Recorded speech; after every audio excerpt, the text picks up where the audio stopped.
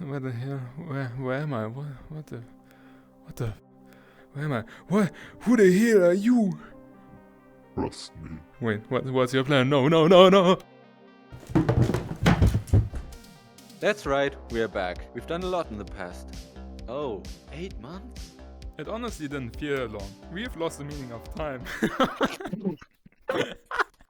Your overwhelming support has driven us in the last 2 months to put our heart into this project. When we first planned the first video, we would have seen 10,000 views as amazing. 100,000 views blew all our expectations. Word. We have been cooking and we cannot wait to show you all what we have done. Like him. As you probably noticed, we have made our first map for this game. This map is located on a planet which has been volcanically active in the past and just started cooling down. Due to an abundance of available resource, this planet has been raised to a high value to all factions. We still need to come up with a name for this map, so if you have any ideas, please write a comment or tell us in the Discord. This map was something big that we wanted to have done early. This way all our future showcases won't just be in a grid void, but will actually look more interesting. This will also make testing of features more comprehensive. If you're in an isolated void, you might not notice how features will actually act in a real scene. We also just wanted to make something that looks nice after working on code for the last few months. This is how we made the map. First we drew the layout, and then we just made the map. No, but seriously though, we want to give you an insight on how we brought this map to life. From empty void to this beautiful scene. We first started off by drawing the basic layout of the map and thinking of the kind of theme that we wanted this map to follow, so we can both get a rough idea of what we are trying to make. We then saved this image with a fitting name. From there, we made a simple 3D model, which could be used to test both the scale of the map and to define our shared goal a bit more. Now, we went on to the art path. This is where we replaced the simple geometry with actually good looking models. We also made a nice water shader, which has waves, caustics, refractions and foam. I just want to drink this water. Yeah, I could look at this water for hours. It just looks beautiful. The caustic looks great on the Wavebreaker as well. Oh, and the water also has fish. Now we are finally done with the map and can work on some other things. Ooh, bad performance. As you can see, the performance makes the map completely unplayable. This is not great. To get this working, we have to address a couple of issues. The first issue that we wanted to solve was the unrealistic lighting. In order to create realistic lighting, we used light map baking. This is a process commonly used in video games to create realistic looking lighting without using methods like real-time ray tracing, which require a lot of compute power. The advantages of light map baking are that the lighting process actually uses less performance than what we are currently using, and it also gives more accurate results. Baking the light means that we calculate the entire light for all objects on our map and then save all that lighting data into a texture. This texture can then just be overlaid over the objects. Since all the lighting is now saved somewhere, it doesn't have to be calculated every frame, which is why the performance is much better. Since we are making a VR game, we have to aim for really consistent frame times. If you have a badly performing area in a flat screen game, the worst that will happen is this. In VR, they might puke. This is why when you're making a good looking game, you would have to test the performance of your scenes really thoroughly. This can get really repetitive and can take a lot of time from further working on the game. This is why we made a tool to streamline the gathering and visualization of this data. This tool quickly moves the camera to each cell in a specified volume and gathers these stats at these locations. It then compiles this data into a heat map, which highlights the badly performing and underutilized areas. It also gives you some stats to show you what could be causing an area to perform this badly. This tool saved us a lot of time. We published this tool on the Unity asset source, so feel free to check it out. We also get a 70% cut from it, so you would support us as well. To fix the performance problems, we first have to think about what takes the computer so long to compute. In our case, the GPU is massively overworked. Two of the main problems for the GPU causing this bad performance are the amount of triangles and draw calls needed for each frame. Let's take a look at triangles first. Triangles are what all the objects in the scene are made of. Every triangle has to be rendered by the GPU every frame. The more triangles we have, the more the GPU has to render. If we get into the tens or even hundreds of millions of triangles, the GPU just cannot keep up. We made this view to show the triangles directly and... oh shit. We have way more triangles than pixels right now, which GPU obviously cannot handle. To fix this, we created multiple levels of detail for every object. This basically means that the smaller an object is on the screen, the less detail and less triangles it should have. Doing this already drastically reduced the number of triangles on screen. The The other problem we have are draw calls. By default, the CPU tells the GPU to draw each object on the screen individually. Every time this happens, it takes some time. Luckily, we can batch multiple similar draw calls into one to save time. To conceptualize why this matters, imagine you order a pizza, then you order another pizza, then you order another pizza, and you get the point.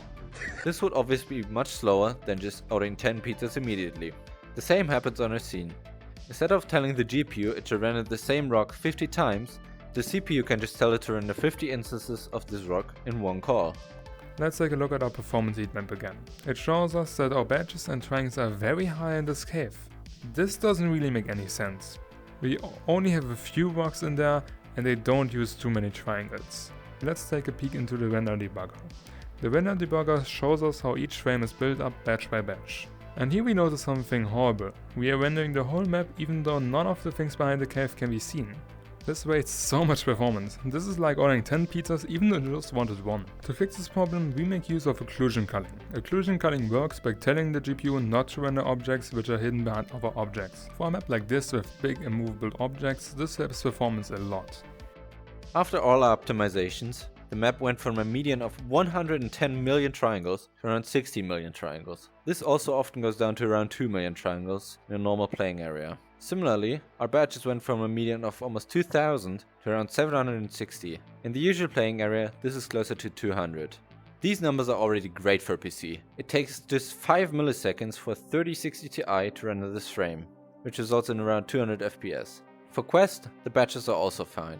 However, the triangles will be way too high. I'm speechless. This shouldn't run this well. I mean, it doesn't run good. It runs pretty bad. We couldn't publish it like this, but it's way better than I expected. Damn, I'm so happy right now. Since we focus on PC for now, we will work on the Quest version later. Otherwise, we would have to make all the changes we do for the PC version for the Quest version again. Now, we finally have a really nice and performant map for our game. Damn! We also wanted to experiment with nighttime maps. Here you can see a quick night variant of our new map. We also added rain to it. Damn, look at this view. Ah! This is a tough rain, one of the reddest we've ever seen from the standpoint of water. This looks real. Night and rain could also result in an interesting dynamic. Just imagine a Wavebreaker with those car fog lights. That would be pretty sick, right? We're also not quite sure what Danny liked so much about Unity's particle system. Maybe there was just a joke there that we just didn't get, but the new visual effects graph really shows what is possible. It takes the quick iterations for shaders from shader graph and applies it to particles. This makes creating particle systems really easy and also really performant. By the way, the fish are also running on the GPU. What the hell? Now let's talk about the changes that we made to the Wavebreaker. No, we're not talking about this Wavebreaker, we're talking about this Wavebreaker. Wavebreaker is the name that the community voted on to use instead of Titan. We think the name is really cool and also matches the name Wavefront. If you want to be part of these community polls where we ask your opinion on features or other things like the name Wavebreaker, then you can join our Discord community with almost 3,000 members. Since the last time you guys saw the Wavebreaker, it has gone through multiple iterations of improvement. This is the version you guys saw in the last video. It was only used to set up basic movement and controllers for the arms. As you can obviously see, it's missing some key features that a humanoid robot should have. That is literally just a capsule. This is why the second iteration of the Wavebreaker actually had arms and legs. This way, we were better able to figure out the scale of the Wavebreaker and also develop a system to move all of its limbs. Looking back now, this model made the Wavebreaker look a little bit like an elephant. I honestly can't even really remember this version of it. We know what we're doing.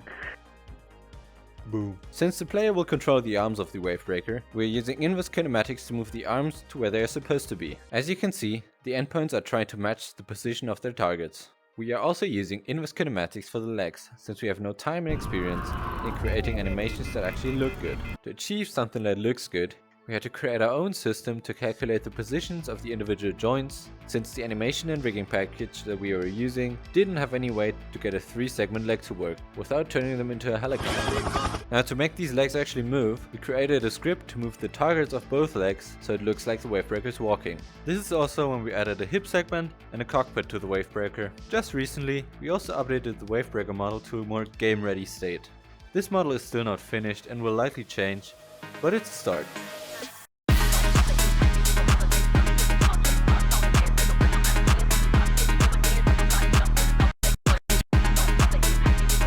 During the creation of the map, we also had the idea to add water physics, such as buoyancy and drag, to objects that enter the water.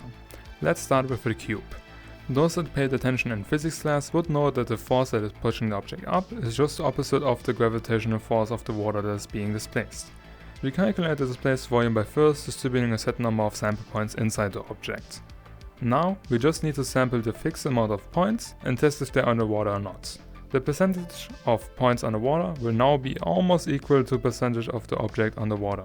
Now we are just missing drag. The formula for drag is a bit more complicated, but we use a similar approach. This time we sample points on the surface of the object and then do a bunch of math to get the relative speed and the cross-section of the object. We then plug all of that into the formula to get a believable result. We also tried to move this to the GPU, which worked, I guess. It was a lot faster at unrealistically high sample point counts, but with normal sample point counts, it's almost the same. It also just acts really erratically. We believe this to be a timing issue, but for now, the CPU works completely fine. This could also be a great level design element. You might have a direct way to get somewhere, but it requires you to get into water, which slows you down.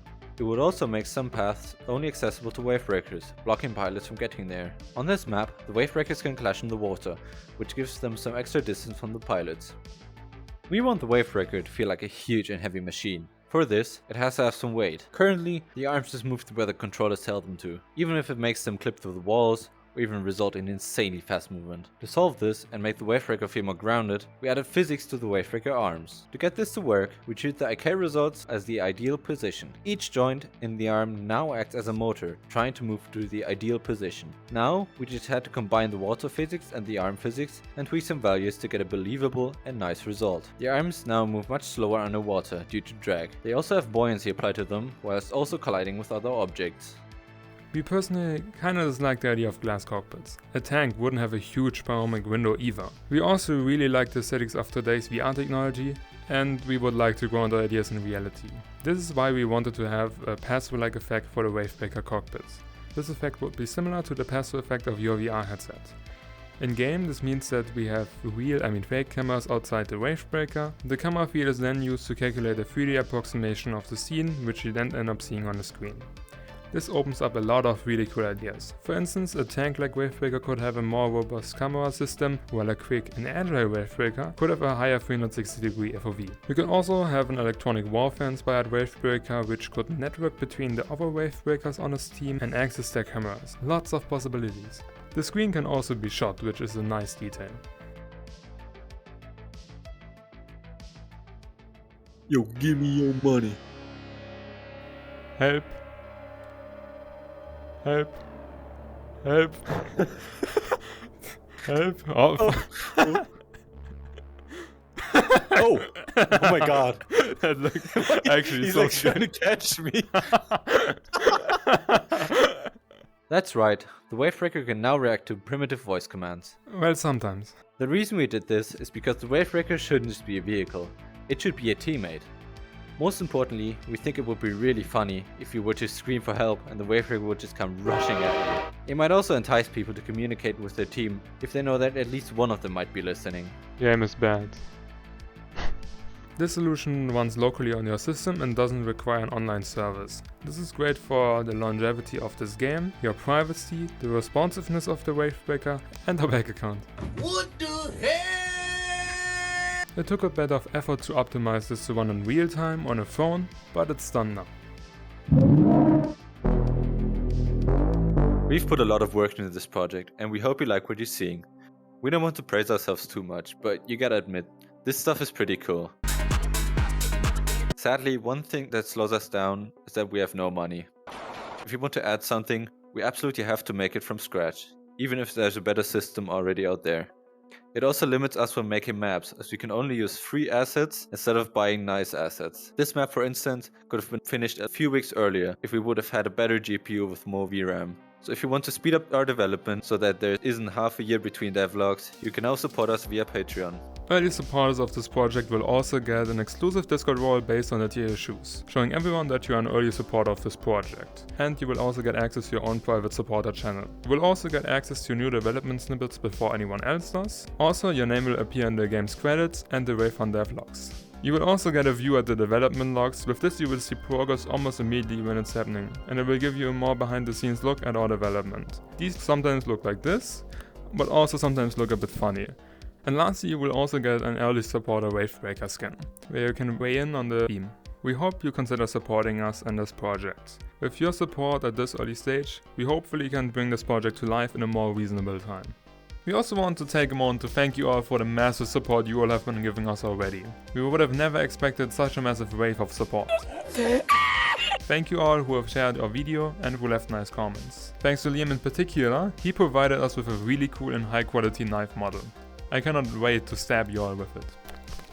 We also want to thank NinjaNex, CataGlitchVR and Mr. Pineapple each for making 3 very cool fun videos about this project. Watching NinjaNex's full body tracking showcase really showed us how cool full body tracking in IK would be. We hope we can integrate such a system. Oh, where'd he go? Oh my gosh, there he is. Oh my gosh, there he goes. The close interaction we had with you guys over on our Discord was really motivating. There were also so many people who offered us help or wanted to join this project. We also thought it was really funny that some of you thought Argon and I were the same person and that I just recorded half the video in the morning, then came back to it later, but depressed. Since we wanted to make the devlogs more engaging and fun to watch, we wanted a better way to interact with the audience instead of just talking over some footage. To do this, we sadly had to say goodbye to our lovely skeleton. We then created a basic full body rig, which uses the same IK system as the Wavebreaker for the arms and the same IK controller for the leg movement. We sadly had to throw away the hand-tracking solution we used in the last video. They were way too complex to work with and no one would even be able to use this feature because no controller even supports this level of hand tracking. We adapted this solution originally made by Andrew from VR with Andrew, however we still wanted the finger curl that controllers like the Valve Knuckles offered. After adding this and other features, we have some really promising hands on our hands. We also finished the logic for 2 more game modes, a wave-based game mode and a conquest/capture type game mode. Wow, it's working. We would also like to mention some great suggestions that y'all have left us in the game suggestions channel. One suggestion that really impressed us was the one made by Mr. Camopants and Rost. They made concept art for both the pilot and the Wavebreaker, but they didn't stop there. They also made some 3D models to illustrate their designs. This is why we wanted to give them a quick shoutout since they put a lot of work into these concepts. These are Mr. Camopants and Rost's socials if you want to check them out. Of course, there were many great suggestions like this Wavebreaker concept by Etherealnaut or this idea for a Juggernaut type game mode where one person is a Wavebreaker against normal pilots. We can't go over all the suggestions, but we really appreciate all of you that did leave us suggestions in the Discord. The NPCs have also gotten a big upgrade. They are now grouped into smaller fire teams and are communicating with each other. If one NPC sees an enemy, he will then tell his team who will take note of his cry for help and then decide if they want to help him, like friends will do.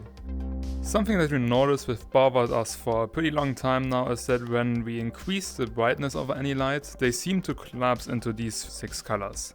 After a certain point you lose both the feeling of how bright the light is and what color it has. This happens because your monitor can't get infinitely bright, I think. So when your virtual light starts glowing as bright as the sun, your monitor most likely will not be able to keep up and caps these colors at something it can display. The ToneMapper we implemented works by slowly collapsing the brighter areas to white. Wait, so your solution to avoiding all colors collapsing into these 6 is to collapse them into 1? Anyway, this conveys brightness way better while preserving as much information as possible. We also replaced the bloom effect with something that works way closer to how the human eye works. This is also a cool effect that we accidentally created. We hope that we can find a use case somewhere. Oh my god, this must be what LSD feels like. Next time we hope to show you some of the Wavebreaker abilities and their themes. If you were active on the server, you might have already seen 1 or 2. But we will wait with showing them in a video until they are a bit more completed. Thank you all for watching till the end. As a reward, you will get some funny moments. Yay! You will also get access to your own private supporter channel where you are with folk. Yes, your peers. You will get access to the town hall where you can meet with your fellow patriots. And you will also get access to your own private I've never expected such a massive wave of support. Thank you all for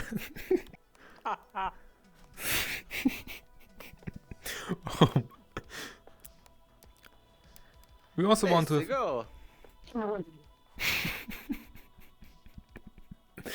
I'm going to kill you, okay?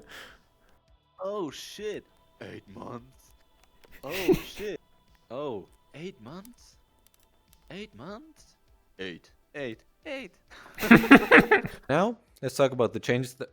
What the hell? Yeah, where are the waves? Where's the wavefront?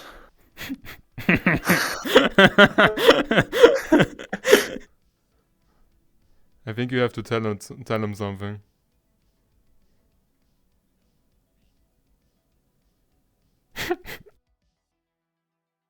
Oh! This looks sick, man. Damn. Damn. Hey, you're Bluetooth. You're Bluetooth. The lighting looks sick, the animation doesn't really look that sick. Damn, where am I? What? There's grass. Wow. Oh my What the hell? That was perfect.